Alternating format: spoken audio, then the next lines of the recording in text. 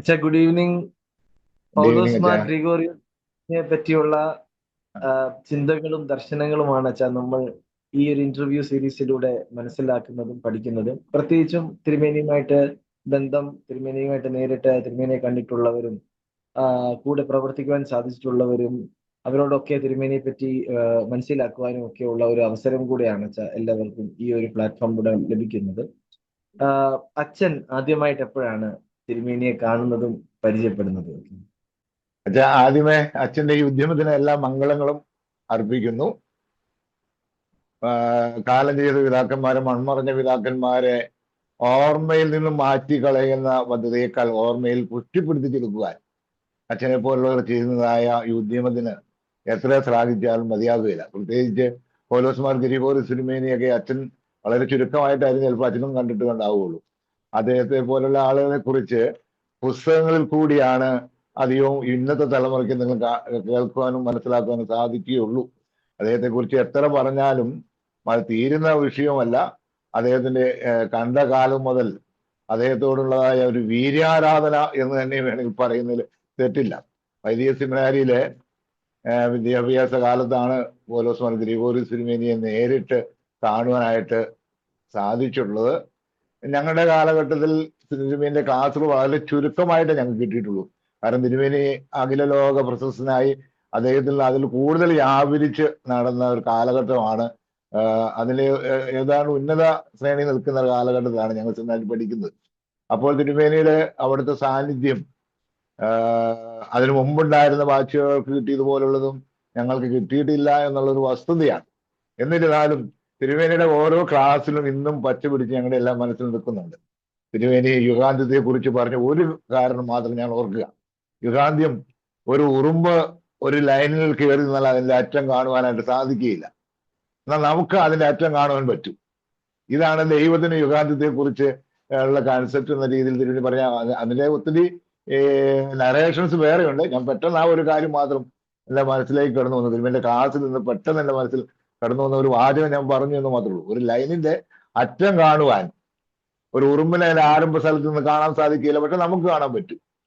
അത് ഇന്ന് വളരെ ചിന്താവാസത്തിൽ ഉണ്ടാക്കിയിട്ടുള്ളതായ അതുപോലുള്ള പല കാര്യങ്ങൾ. തിരുമേനിയുടെ സാന്നിധ്യം എന്ന് പറയുന്നത് സിനാരിയിൽ വളരെ പിൻ ഡ്രോപ്പ് സൈലന്റ് ഉണ്ടാക്കി തന്നിട്ടുണ്ട്. കാരണം സിനാരിയില് KM അലക്സാണ്ടറച്ചനാണ് അദ്ദേഹം ഇല്ലാത്തപ്പോൾ ആക്ടിംഗ് പ്രിൻസിപ്പൾ ആയിട്ട് നിൽക്കുന്നത്. KM അലക്സാണ്ടറച്ചൻ പലപ്പോഴും വിദ്യാർത്ഥികളുമായിട്ടൊക്കെ ചില ചണ്ടകൾ കൂടുന്നതിൽ വന്നു പോയിട്ടുണ്ട്. അദ്ദേഹത്തിന്റെ ആ സിനാരിയോടുള്ളതായ ഭക്തി കൊണ്ടും ആദരവ് കൊണ്ടും ഒക്കെ അതെ കുട്ടികൾക്ക് നല്ല വൈദികരാവണം എന്നുള്ള ചിന്തയിൽ പക്ഷെ തർക്കങ്ങളൊക്കെ ഉണ്ടായിപ്പോയിട്ടുണ്ട്. പക്ഷെ ഗ്രിഗോറിയോസ് തിരുമേനി അവിടെ ഉണ്ടെങ്കിൽ യാതൊരു അപശബ്ദങ്ങൾ അവിടെ ഉണ്ടാകും. തിരുമേനി ആരോടും ഒന്നും പറഞ്ഞ് ഞാൻ കേട്ടിട്ടുമില്ല. തിരുമേനി മുറിയിൽ ഇരുന്നാൽ മതി. ഗ്രിഗോറിയോസ് തിരുമേനി അവിടെ ഉണ്ടെങ്കിൽ ഗ്രിഗോറിയോസ് തിരുമേനിയുടെ മുറിയുടെ വാതിക്കൽ കൂടെ ഞങ്ങൾ നടന്നു പോകുമ്പോൾ ചെരുപ്പ് തമ്മിൽ അടിക്കാതിരിക്കാൻ തന്നെ ആ രീതിയിൽ ശാന്തമായിട്ടേ നടക്കുകയുള്ളൂ. അതുപോലുള്ള ഒരു തിരുമേനിയുടെ സാന്നിധ്യം മതി ഞങ്ങൾക്ക് ഒരു സമാധാനം അന്തരീക്ഷം അവിടെ ഉണ്ടാക്കിയെടുക്കുവാനായിട്ട് സാധിച്ചിട്ടുള്ളത്. അതുപോലെ തന്നെ തിരുമേനിയായിട്ട് ചിലപ്പോൾ അത്താഴം കഴിയുമ്പോൾ ഒരു കുറച്ച് സമയം തിരുമേനി ആ മെസ്ഡ് ഹോളിന്റെ പുറത്ത് വന്നിരുന്ന് പിള്ളേരുമായിട്ട് ഒരു സംസർഗം നടത്തും. സംഭാഷണം നടത്തുമ്പോഴും ഓരോരുത്തരെയും തിരുമേനിക്ക് അറിയാം. ഓരോ പറയുമ്പോഴും അവരുടെ മാനസിക നില എത്രയുണ്ട്, അവരുടെ ബൗദ്ധിക നില എത്രയുണ്ട്, ആരാധനയുള്ളതായ അവരുടേതായ തീക്ഷണതൊക്കെ തിരുമേനി ചിലപ്പോൾ പറഞ്ഞു ഞാനൊക്കെയും അതിശയിച്ചു പോയിട്ടുണ്ട്. ഞാൻ കോലഞ്ചേരിക്കാരനാണ്. ഇപ്പോൾ കോലഞ്ചേരിയുമായിട്ട് തിരുമേനിക്ക് വലിയൊരു ബന്ധമുണ്ട്. കോലഞ്ചേരി കോളേജിൽ പഠിച്ചെന്ന് പറയുമ്പോൾ തിരുമേനി കോലഞ്ചേരി കോളേജിനെ കുറിച്ചു ആ കോളേജിന്റെ സ്റ്റാൻഡേർഡിനെ കുറിച്ചൊക്കെ തിരുമേനി ഇങ്ങോട്ട് പറഞ്ഞു കേട്ടപ്പോൾ ഞാൻ വാസ്തവത്തിൽ അതിശയിച്ചിട്ടുണ്ട്. അങ്ങനെ ഓരോരുത്തരെയും തിരുമേനിക്ക് പറയുവാനായിട്ട് സാധിക്കുന്ന ഒരു ഭാവം സെമിനാരി പഠിച്ചിരുന്ന സമയത്ത് എനിക്ക് കൂടുതൽ ആകർഷണീയ തോന്നിയിട്ടുണ്ട്. ചോദ്യം വേറെ വല്ല ചോദ്യം ഉണ്ടെങ്കിൽ ചോദിക്കണം കേട്ടോ. ഞാൻ തിരുമേനിയെ കുറിച്ച് പറയുമ്പോൾ വാചാലമായിട്ട് അങ്ങ് പറഞ്ഞു പോയി എന്ന് മാത്രമേ ഉള്ളൂ. ഇതിനോട് ചേർന്ന് അച്ഛൻ തിരുമേനിയെ കണ്ട കാലത്തെ കുറിച്ച് അച്ഛൻ ചോദിച്ചേ. എന്റെ ഇന്റർവ്യൂ നടക്കുമ്പോൾ തിരുമേനി ഉണ്ടായിരുന്നോ എന്ന് എനിക്ക് സംശയമുണ്ട്. ഞാൻ അത്ര കൃത്യമായിട്ട് ഓർക്കുന്നില്ല. പിന്നെ ക്ലാസ്സുകളിൽ വന്നതിന് ശേഷമുള്ളതായ ആദ്യ വർഷങ്ങളൊന്നും തിരുമേനി ഞങ്ങൾ പഠിപ്പിച്ചിട്ടില്ല. പിന്നീട് വന്നിട്ടുള്ള കാലം പിന്നെ തിരുമേനി അവിടെ വന്നിരുന്ന് ഭക്ഷണം കഴിക്കും, ഞങ്ങളുടെ വന്നിരുന്ന് ഭക്ഷണം കഴിച്ച കാര്യങ്ങളും ഞങ്ങളോട് സംസാരിച്ചിട്ടുള്ളതൊക്കെ ഒരു ചിന്ത. ഒരു കാര്യം എനിക്ക് എടുത്തു പറയാൻ സാധിച്ചു, തിരുമേനി അവിടെ ഉണ്ടോ ആ സാന്നിധ്യം മതി ഒരു പീസ്ഫുൾ അറ്റ്മോസ്ഫിയറിൽ. അവരൊന്നും അവിടെ സെമിനാരിക്ക് പിന്നെ ആ കുട്ടികൾക്ക് പരാതിയില്ല, സ്റ്റാഫിന് പരാതിയില്ല, ആർക്കും ഒരു വിഷയമില്ല. തിരുമേനി സാന്നിധ്യം അത്ര പ്രഗത്ഭമായ പ്രാഗൽഭ്യത്തോടെ ഭയത്തോടുള്ള സ്നേഹം, അത് ദൈവസ്നേഹം. ദൈവത്തെ ഭയപ്പെടണം എന്ന് പറഞ്ഞത് ദൈവത്തെ പേടിക്കുക എന്നുള്ളതല്ലോ അതിന്റെ അർത്ഥം, ഭക്തിയുടെ ഭാഗമല്ലേ. ആ ദൈവഭയം പോലെ തന്നെയാണ് ഗ്രിഗോറി തിരുമേനിയോട് ഭയം ഉണ്ടെന്ന് പറഞ്ഞാൽ തിരുമേനി പേടിക്കുന്നതല്ല അതിന്റെ അർത്ഥം. ആ ഭയത്തിന് വലിയൊരു ബഹുമാന്യതയോടുള്ള ഒരു അദ്ദേഹത്തിന് പെരുമാറ്റം അത് അനുഭവിക്കാനായിട്ട് സാധിച്ചിട്ടുണ്ട്. അച്ഛൻ ഡൽഹി ഭദ്രാസനത്തിൽ സേവനമനുഷ്ഠിച്ചിട്ടുണ്ട് തിരുമേനിയുടെ നേതൃത്വത്തിൽ. അപ്പോൾ ആ ഒരു സമയത്ത് തിരുമേനിയിൽ നിന്ന് ലഭിച്ച നേതൃത്വ പാഠങ്ങളും അതുപോലെ തന്നെ ഉള്ള ഒരു നല്ല വൈദിക മിനിസ്ട്രി, പ്രീസ്ലി മിനിസ്ട്രി നയിക്കുവാനുള്ള പാഠങ്ങൾ എന്തൊക്കെ? ഞാൻ ഡൽഹിക്ക് വരാൻ തന്നെ ഉണ്ടായ ഒരു കാരണമുണ്ട്. ഞാൻ കണ്ടനാട് ഭദ്രാസനത്തിന് വേണ്ടി പഠിച്ച ഒരു അച്ഛനാണ്. അന്ന് പക്കോമ സിനിമേനിയ വാൽമീതി ജോസഫ് പക്കോമ സിനിമേനിയാണ് എന്നെ തിന്നാരി ലയിക്കുന്നത്. പക്ഷെ ഞങ്ങളുടെ ഈ പ്രദേശത്തെ കുറിച്ച് അച്ഛൻ എത്ര അറിയാമെന്ന് എനിക്കറിയില്ല. ഞങ്ങൾ ഈ കക്ഷി വശത്തിന്റെ കലുഷിതമായിരിക്കുന്ന ഒരു കാലഘട്ടത്തിലാണ് ഞാൻ അച്ഛനാവുന്നത്. അന്ന് ഞങ്ങളുടെ ഭദ്രാസനത്തില് ഒരു പള്ളി വാസ്തവത്തിൽ സ്വതന്ത്രമായിട്ട് പ്രവേശിക്കുക എന്ന് 6-7 പള്ളികളുള്ളൂ അന്ന്. ആ കാലഘട്ടത്തിലാണ് ഞാൻ ഈ കണ്ടനാട് ഭദ്രാസനത്തിൽ ഒരു അച്ഛനായിട്ട് വരുന്നത്. പക്ഷെ എനിക്ക് ഇവിടെ പള്ളി തരാനായിട്ട് ഉണ്ടാകാത്തതിൽ പക്കോമ സിനിമയ്ക്ക് ഏറെ വിഷമമുള്ള ഉണ്ടായിരുന്നു. എന്നെ ഒരു കാരണവശാലും വിടരുന്ന ആഗ്രഹം അദ്ദേഹത്തിന് ഉണ്ടായിരുന്നു. പക്ഷേ പള്ളി തരാനുമില്ല. വിവാഹം കഴിച്ചു, കുടുംബസ്ഥനായിരുന്നു അച്ഛൻ. പള്ളി നടത്താതെ എങ്ങനെ മുന്നോട്ട് പോകും? ആ ഒരു സമതലത്തിലാണ് വെണ്ടർപിള്ളച്ചനാണ് ഭദ്രാസന സെക്രട്ടറി. വെണ്ടർപിള്ളച്ചനാണ് എന്നെ മധുവായി കയറ്റിയത്. ഞങ്ങളുടെ അടുത്തൊരു ചാപ്പലിൽ അച്ഛൻ വികാരി ചെയ്യുന്ന സമയത്ത് അച്ഛൻ എന്നെ മധുവായി കയറ്റി. അപ്പൊ അച്ഛനോട് ഞാനിത് ഷെയർ ചെയ്തു. അപ്പോൾ അച്ഛനാ പറഞ്ഞ് ഗ്രിഗോറി സിനിമേനെ പോയി കാണണം. ഗ്രിഗോറി സിനിമേനെ പോയി അന്ന് സെമിനാരി പോയി തിരുമേനിയെ കാണുന്നത് ഭയത്തോടു കൂടിയാണ്. കാരണം തിരുമേനി മുറിയിൽ പോലും കയറാൻ പേടിച്ചിരിക്കുന്ന ആളാണ്. ഞാൻ അവിടെ ചെന്നു, കാര്യങ്ങൾ തിരുമേനിയോട് പറഞ്ഞു. തിരുമേനി അന്ന് ഡൽഹി ഭദ്രാസനത്തിൽ ഇതുപോലെ അച്ഛന്മാരുള്ള കാലമല്ല. പള്ളികളിലൊക്കെ 2, 3, 4 പള്ളികൾ ഒരു അച്ഛൻ നടന്ന കാലം. തിരുമേനി എന്നോട് കണ്ടപടി ചോദിച്ചു, എന്ന് വരാൻ സാധിക്കും? 2 ചോദ്യം ചോദിച്ചു. എന്ന് വരാൻ സാധിക്കും? ഞാൻ എന്താണ് ചെയ്തു തരേണ്ടത്? 2 ചോദ്യം എന്നോട് ചോദിച്ചുള്ളൂ. എനിക്ക് പെട്ടെന്ന് മറുപടി പറയാൻ ഞാൻ എന്ന് വരാന്ന് വെച്ചാൽ തിരുമേനി കൽപ്പിക്കുന്നതനുസരിച്ച് ഞാൻ വരാം. എനിക്ക് വേണ്ടത് എന്നെ ഡൽഹിയിൽ സ്വീകരിച്ചതായിട്ടൊരു കൽപ്പന മാത്രമാണ്. വേറെ ഒന്നും പറയാൻ എനിക്ക് അറിയാൻ പാടില്ല എന്നുള്ളതാണ് സത്യം. തിരുമേനി അപ്പോൾ തന്നെ പറഞ്ഞു, ഞാൻ പക്കോമിയ സാബുവിനോട് ഞാൻ സംസാരിച്ചോളാം. കാരണം തിരുമേനി എനിക്ക് റിലീവ് കിട്ടണുള്ളൂ. ഞാൻ കൽപ്പന അന്ന് സെമിനാരിലെ തമ്പി എന്ന് പറയുന്ന ഒരു ക്ലർക്ക് ഉണ്ടായിരുന്നു, തിരുമേനിയുടെ സെക്രട്ടറി ആയിട്ട് വന്ന് ചെയ്യുന്നുണ്ട്. തമ്പിയെ ഞാൻ ഏൽപ്പിച്ചേക്കാം, പോയി ടിക്കറ്റ് ബുക്ക് ചെയ്തിട്ട് ഡൽഹിക്ക് പോരുന്നത്. അങ്ങനെ ഞാനും ഭാര്യയും കൂടെ ഡൽഹിക്ക് വന്നു.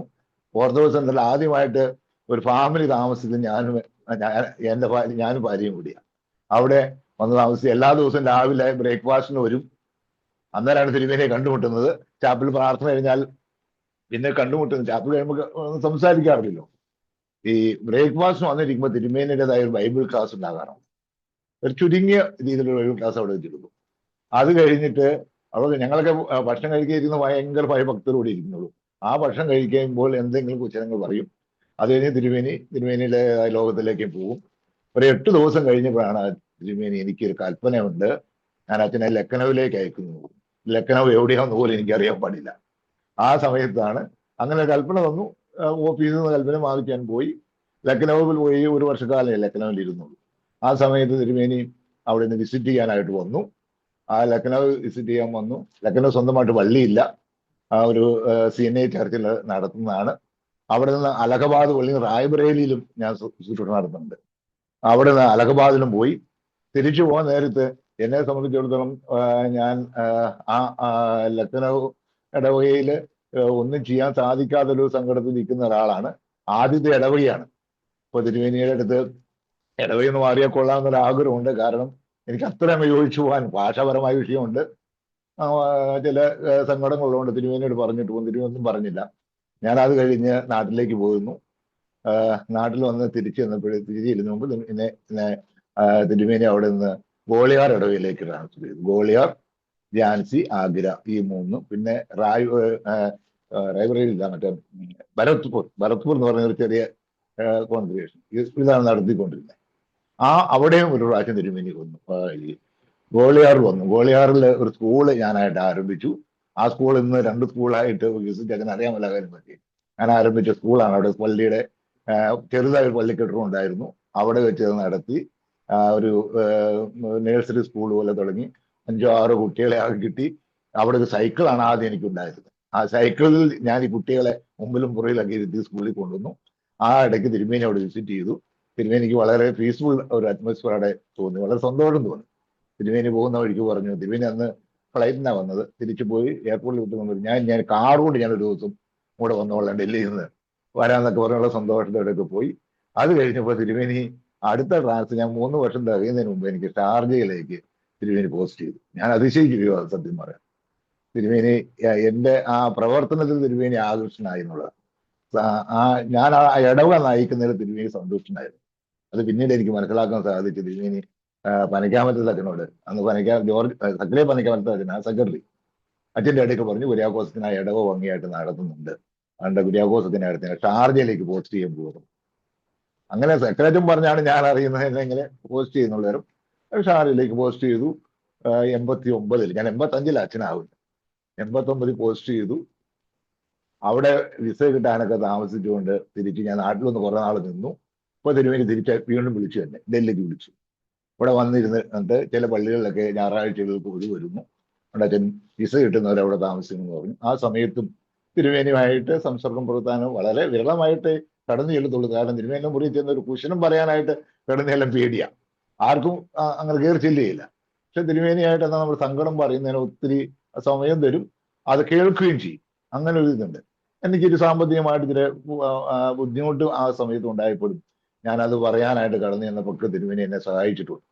ഒരു പ്രാവശ്യം ഞാൻ തിരുമേനി പറഞ്ഞു, ഞാൻ ഷാർജയിൽ നിന്നാൽ ഉടനെ എന്നെ അത് അയച്ചു തന്നോളാം, തിരുമേനിയുടെ കട ഞാൻ തീർത്തോളാം എന്ന് പറയുമ്പോൾ തിരുമേനി ഒരു ദേഷ്യപ്പെട്ടിട്ടുണ്ട്. ഞാൻ ദേഷ്യപ്പെട്ട്, അന്ന് ദേഷ്യപ്പെടുന്ന കാര്യം തിരുമേനിക്ക് ദേഷ്യപ്പെട്ടപ്പോൾ ഞാൻ ഇറങ്ങിപ്പോന്നു. അത് കഴിഞ്ഞ് തിരുമേനി ഉടനെ വിളിപ്പിച്ചിട്ട് അച്ഛനോട് പോകരുതെന്ന് പറയണം, ഞാനില്ല പാസ്ബുക്ക് കണ്ടില്ല, അന്ന് ഇന്നത്തെ പോലെ നെറ്റ് സർവീസ് ഇല്ലല്ലോ, അതുകൊണ്ട് ഞാൻ ആ ചെക്ക് തപ്പിക്കൊണ്ടിരിക്കുക, അതുകൊണ്ടാണ് അച്ഛനോട് പറഞ്ഞേക്കും പറഞ്ഞു. തിരുമേനി എന്നെ പോയി വാങ്ങി പൈസ എടുത്തുകൊണ്ട് എനിക്ക് തോന്നുന്നു. അവർക്ക് എത്രയും വലിയൊരു മനുഷ്യൻ ആ ചെക്ക് എഴുതി എൻ്റെ തന്നിട്ട് അച്ഛൻ പോയി എടുത്തെന്ന് പറഞ്ഞാൽ മതിയായിരുന്നു. അല്ലാതെ അതുപോലെ നമ്മുടെ ആവശ്യങ്ങളെ അറിഞ്ഞ് നാം ആരാണെന്ന് മനസ്സിലാക്കാനും എനിക്ക് എന്ത് കാലിബർ ഉണ്ടെന്നും എന്ത് കാലിബർ ഇല്ലെന്നും തിരുമേനിക്ക് അറിഞ്ഞ് പ്രവർത്തിക്കാനായിട്ട് സാധിക്കുമ്പോൾ അതിനോടുള്ള ആദരവ് കൂടുതൽ വർദ്ധിക്കുകയും ചെയ്തിട്ടുള്ളൂ. തിരുമേനിയുടെ അച്ഛൻ പറഞ്ഞ പോലെ ലോക പ്രശസ്തരും വേദശാസ്ത്ര പണ്ഡിതനും ഒക്കെ ആയിരിക്കുമ്പോൾ തന്നെ തിരുമേനി പ്രാർത്ഥന ജീവിതത്തിന് വളരെയധികം സ്ഥാനം ജീവിതത്തിൽ കൊടുത്തിട്ടുണ്ടായിരുന്നു. അപ്പൊ അതിനെ പറ്റി ഒന്ന് അച്ഛൻ പറയാം. എനിക്ക് ഏറ്റവും ആകർഷണം തിരുമേനി സെമിനാരിൽ പഠിച്ചിരുന്ന സമയത്ത് എനിക്ക് തിരുമേനി കൃത്യമായിട്ട് ലിലിയോ നമസ്കാരം എത്ര വന്നിട്ടാണ് ലിലിയോ പ്രാർത്ഥനയ്ക്ക് അവിടെ വരുന്നു. അതുപോലെ ഞങ്ങൾക്ക് നടത്തുന്ന കുർബാനകളിൽ തിരുമേനിയുടെ സാന്നിധ്യം, തിരുമേനി കുർബാന ചെല്ലുമ്പോഴേ അവസരം, എല്ലാവർക്കും തിരുമേനി കുർബാന ചെല്ലുന്ന സമയത്ത് അടുത്ത് എല്ലാം ഭയങ്കര ഭയമായിരുന്നു. കാരണം തിരുമേനി ഒരിക്കലും മറ്റൊരു സാന്നിധ്യം അവിടെ ഉണ്ടാവണമെന്ന് ആഗ്രഹിച്ചിട്ടില്ല.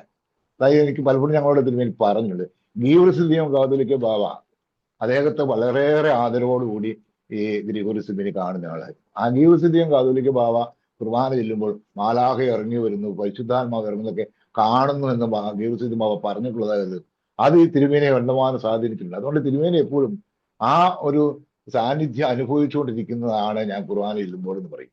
ആ കുർബാന ചെല്ലുമ്പോൾ ഗീവർസിദ്ധിയും ബാവ പറഞ്ഞതായ ആ അനുഭവം എനിക്കും, ഞാനത് അതിനുവേണ്ടി നോക്കിയിരിക്കുക. അപ്പൊ അന്നവരാണ് നിങ്ങൾ ഒരുത്തൻ അതിൽ മാറുന്നു ഇതിൽ മാറുന്നു, അത് എനിക്ക് പ്രയാസം വരും. അപ്പോൾ തിരുമേനി ദേഷ്യപ്പെട്ടിട്ടുണ്ടെന്നുള്ളത് ശരിയാണ്. അപ്പോൾ അതുകൊണ്ട് ഞാനൊക്കെ ആ അവസരങ്ങളിൽ ചെയ്യുന്നത്, തിരുമേനിയുടെ കുർബാനയ്ക്ക് ഒരു അസിസ്റ്റ് ചെയ്യേണ്ട അവസരം വരുമ്പോൾ തിരുമേനി ലിരിയ നമസ്കാരം കഴിഞ്ഞ് പോകുമ്പോൾ പുറത്ത് പോകും, ഓടി ചെന്ന് അവിടെ ചെന്ന് തിരുമേനി വെട്ടിയെടുത്തിട്ട് വരാം. കാരണം പിന്നീടൊന്ന് കുട്ടി വിളിക്കാതിരിക്കാൻ, തിരുമേനി വരുമ്പോഴേക്കും എല്ലാം വിരിച്ചൊരുക്കി നമ്മൾ അവിടെ മാറി അവിടെ നിന്നേക്കും. തിരുമേനി വന്ന് നോക്കുമ്പോൾ വളരെ ശാന്തതയെ കാണുന്നത്. അങ്ങനെ ഒരു അന്തരീക്ഷം അദ്ദേഹം ഒരിക്കലും ആരാധന സമയത്ത് ഒരു മറ്റു സംസാരം അല്ലെങ്കിൽ മധുവായിൽ നിൽക്കുമ്പോൾ കുർബാന നടക്കുമ്പോൾ മറ്റു ഡിസ്റ്റർബൻസ് ഒരിക്കലും അത് ഇഷ്ടപ്പെടുന്നില്ല. കാരണം ഇപ്പൊ നമ്മൾക്കറിയാമല്ലോ, നമ്മൾ കുർബാന ചെല്ലുന്നതിന് ഇടയ്ക്കായിരിക്കും ചിലപ്പോൾ സുരക്കാരനെ സുയോമിക്ക സമയത്ത് ഇടയ്ക്ക് ചിലപ്പോൾ ചില കാര്യങ്ങൾ വിളിക്കേണ്ടി വന്നു. തിരുമേനിക്ക് അതൊന്നും ഒരിക്കലും തിരുമേനി അത് അംഗീകരിച്ചിട്ടില്ല, അത് ചെയ്യാൻ പാടില്ല എന്ന് തന്നെ നിർദ്ദേശിക്കുകയും ആ ഒരു ദൈവ സാന്നിധ്യ ബോധത്തിൽ തന്നെ നിൽക്കുന്ന ഒരു മനുഷ്യൻ, വലിയ ട്യൂണൊന്നുമല്ല. നമുക്കറിയാം ഗ്രിഗോറിയസ് തിരുമേനിക്കത് വലിയ സംഗീതജ്ഞനാണെന്ന് പറയാൻ ഒക്കില്ല, സംഗീതം ആസ്വദിക്കാൻ കഴിവുള്ള ആളാണെന്നുള്ളത് വ്യക്തമാണ്. അദ്ദേഹം അത് പറഞ്ഞിട്ടുണ്ട്, സംഗീതം എനിക്ക് ആസ്വദിക്കാൻ സാധിക്കും, സംഗീതം പാട്ടുകാരനല്ല എങ്കിലും പാട്ട് ആസ്വദിക്കുവാൻ സാധിക്കുമെന്ന് പറയുമ്പോഴും അതേ അനുഭവമാണ്, ദൈവിക സാന്നിധ്യ അനുഭവത്തെ കുറിച്ച് ബോധമുള്ള ഒരു തിരുമേനി ആയിട്ടാണ് അദ്ദേഹത്തെ ഞങ്ങൾക്ക് കാണുവാനായിട്ട് സാധിച്ചത്. ഇപ്പോഴത്തെ തലമുറയ്ക്ക് തിരുമേനിയുടെ ജീവിതത്തിൽ നിന്ന് പഠിക്കാൻ പറ്റുന്ന ഒന്ന് രണ്ട് പാഠങ്ങളൊന്നും പറയാമോ? ഒന്ന്, എത്ര ഔന്നത്യത്തിലെത്തിയാലും, എന്റെ മനസ്സിൽ പെട്ടെന്ന് വന്ന കാര്യമാണ്, എത്ര ഔന്നത്യത്തിലെത്തിയാലും താഴേക്ക് നോക്കുവാൻ സാധിക്കുന്നതായ ഒരു ചിന്തയുണ്ടാകും. തിരുമേനിയിൽ അത് നമുക്ക് കാണുവാനായിട്ട്. ഞാൻ തിരുമേനി കടന്നുപോയ വഴികളെ കുറിച്ച് നല്ല ബോധ്യമുള്ളതാണ്.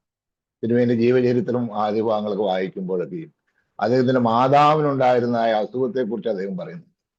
കുടുംബജീവിതത്തിലുണ്ടായിരുന്നതായ ആ ഏറ്റക്കുറച്ചിലെ കുറിച്ച് പറയുന്നുണ്ട്.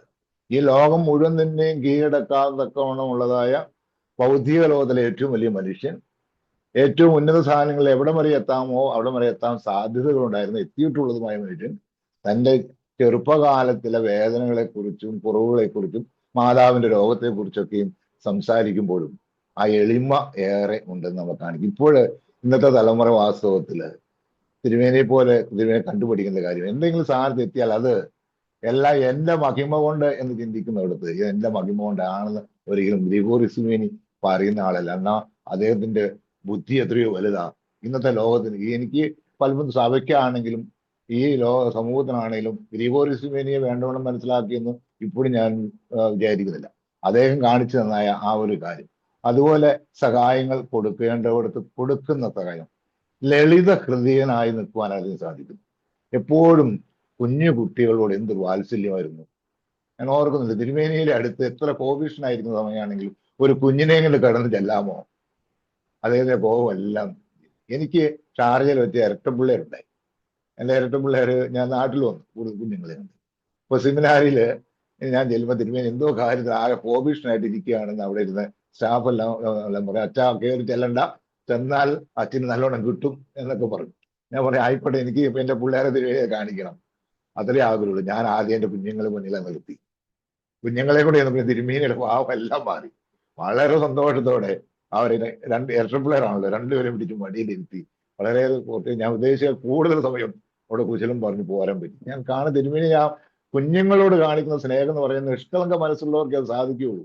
അത് തിരുമേനി ദേഷ്യപ്പെട്ടു എന്ന് പറയുമ്പോഴോ വൈരാഗ്യം വന്ന് ഒരിക്കലും ചിന്തിക്കേണ്ട കാര്യമില്ല. അത് നിഷ്കളങ്കതയിൽ നിന്ന് ഒരു തിരിയുന്ന, അല്ലെങ്കിൽ കാര്യങ്ങളെ നടപടിയെ നടക്കാൻ പറ്റാതെ പോകുമ്പോൾ ഉണ്ടാകുന്ന ചില പ്രയാസങ്ങളായിരുന്നിരിക്കാം. പക്ഷേ ഒരു കുഞ്ഞിനെ കാണുമ്പോൾ ഉണ്ടാകുന്നതായ ആ ഒരു, കുട്ടികളെ കാണുമ്പോൾ ഉണ്ടാകുന്ന ഒരു സന്തോഷവും ആ മനസ്സ് തുറക്കലും, അത് തന്നെയാണ് തലക്കോട് ബോയ്സ് ഹോം തിരുമേനി ഏറ്റെടുക്കാനുണ്ടായ ഒരു പ്രധാന ഘടകവും. ഞാനതറിയാവുന്ന എനിക്ക് അറിയില്ല. തലക്കോട് ബോയ്സ് ഹോം എന്ന് പറയുന്നത് മുളന്തുരുത്തിലുള്ള ഒരു അച്ഛൻ തുടങ്ങിയതാ. കോസി കുര്യാക്കോസ് അച്ഛൻ തുടങ്ങി, അച്ഛൻ്റെതായിരുന്നു. അച്ഛൻ അത് ഏൽപ്പിച്ചു. ആ പിള്ളേർ, ആ കുട്ടികൾക്ക് ഉണ്ടാകേണ്ടതായ എല്ലാ വിദ്യാഭ്യാസ സൗകര്യങ്ങളും ഒരുക്കി കൊടുക്കുവാൻ ഗ്രിഗോറിയോസ് തിരുമേനിയുടെ എഫേർട്ട് വലുതായിരുന്നു. ഇന്ന് അത് തുടർന്ന് പോകുന്നുണ്ട്. തിരുമേനിയുടെ നാമത്തിൽ ഒരു ഡയറി സെന്റർ വരെ ഇപ്പൊ അവിടെ തുടങ്ങിയിട്ടുണ്ട്. തിരുമേനിയുടെ വിൽപ്പത്രത്തിലും അതിന് വേണ്ടിയിട്ടുള്ളതായ സഹായങ്ങളൊക്കെ കൊടുത്തിട്ടുണ്ട്. അതുപോലെ തന്നെ നമ്മുടെ കോലഞ്ചേരി ആശുപത്രിയുടെ വികസനം, ആശുപത്രിയുടെ ആരംഭം മുതൽ ഇപ്പം മെഡിക്കൽ കോളേജ് വരെയായല്ലോ, അതിന്റെ ഗ്രിഗോറിയോസ് തിരുമേനിയുടെ പങ്ക് വലുതായിരുന്നു. ആതുര ശുശ്രൂഷ രംഗത്തുണ്ടാകേണ്ട ശ്രദ്ധ എങ്ങനെയായിരിക്കണമെന്നും അദ്ദേഹം അത് വ്യക്തമാക്കാൻ ആ കോലഞ്ചേരി ആശുപത്രിയെ ഉപയോഗിച്ച് ആശുപത്രി ഉണ്ടാകുന്ന മുഖാന്തരം അത് സാധിക്കണമെന്നും സഭയുടെ ഒരു ദൗത്യമായിട്ട് അങ്ങനെ കാണണമെന്നൊക്കെ ചിന്തിച്ച് അനേർക്ക് സഹായകമായിരിക്കണം എന്നുള്ള ഒരു ചാരിറ്റി വിഷൻ അദ്ദേഹത്തിന് നല്ലപോലെ ഉണ്ടായിരുന്നു. ആരെയും സഹായിക്കുന്നതിന് ഏറെ താല്പര്യത്തോടെ പ്രവർത്തിച്ചിട്ടുണ്ട് എന്ന് എനിക്ക് എടുത്തു പറയാനായിട്ട് സാധിക്കും. താങ്ക് യു സോ മച്ച് അച്ഛൻ്റെ ആശയങ്ങൾ നമ്മോട് വെച്ചതിൽ അധികമൊന്നും പറയാൻ പറ്റിയില്ല. ഞാനങ്ങനെ പ്രത്യേകിച്ച് പ്രിപ്പറേഷൻ ഒന്നുമില്ല. അത് ചോദിച്ചതിന്റെ മറുപടി പറയും. പിന്നെ എപ്പോഴും ഒരു പുളികിതമായിട്ട് ഗ്രിഗോറിയോസ് തിരുമേനിയെ കുറിച്ച് ഓർക്കാൻ സാധിക്കുള്ളൂ.